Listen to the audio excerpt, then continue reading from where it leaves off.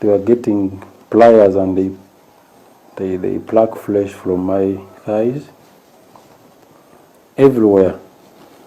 As you have seen the scars all over my body, dermatological ulcerations. That day I thought that I was dying, and that is the day I thought of denouncing my Ugandan citizenship. His hands too were not spared. So they made me stand in front of a camera and apologize to Muhoozi and Museveni. They asked me to apologize, and indeed because I had nothing to do. I was dying. They beat me using batons, started beating my ankles. For no reason. I removed my clothes except the underwear. They beat me up until I could do like this and touch my blood. I could do like this and the whole blood was all over the blindfold. I knew that I was dying. That day they beat me and I lost my consciousness. And I woke up. I think I got up. I gained it again. I regained my consciousness maybe at 6 and found the doctor working on my wounds, injecting me. They were injecting me like 6 injections every 6 hours. There is someone who came and whispered to me and told me, Kakwenza, we thought you were going to die. You are a very strong man, you know. We thought you would die, honestly, but you're still alive. So he was like, the reason why they are doing all this medicine stuff and what they want to produce in court, the pressure outside is too much. After the shower, Kakwenza says he was interrogated while being beaten. Started beating me, asking me to pull down the book from Amazon, that is Banana Republic, where I narrated my torture in CMY. So the whole story was there. They beat me with batons, they beat me with everywhere. They then asked him who was funding him, which resulted in the worst assault. No, they started asking me about people I didn't know or I don't know, from American Embassy, people from European Union, people from the British Council.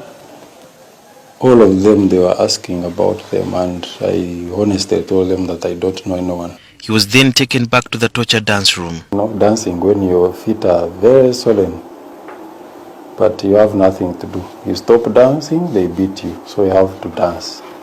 You collapse, they beat you. You get up, you gain consciousness. So the entire time I was there, I was dancing. At this point, the Western community began to intensify pressure to have Kakwenza produced in court or released, which prompted his tormentors to start treating his wounds. When the wounds healed, he was given new clothes to go to court. And just on face value, it was hard to tell Kakwenza had been tortured, as his face, head and neck had not been touched. After court granted him bail, via teleconferencing from Chitalia prison, Kakwenza started taking steps to his freedom. As I was walking up to the gate, I saw a double cabin. So I asked my escort, where are you taking me? I don't see my lawyer. I don't see my relatives anywhere. He was like, I had seen the double cabin parked at the gate as if it was waiting for me. Like 6 gentlemen, they emerged out of maize plantation. They came running and reached where I were, and they lifted me. He was then taken to Machinde military police bar. While there, a doctor came and checked on him. The doctor who did a manual examination on my body.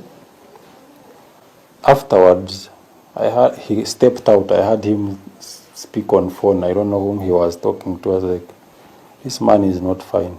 We should not keep him here. He's not fine. I heard him say he's not fine like 5 times.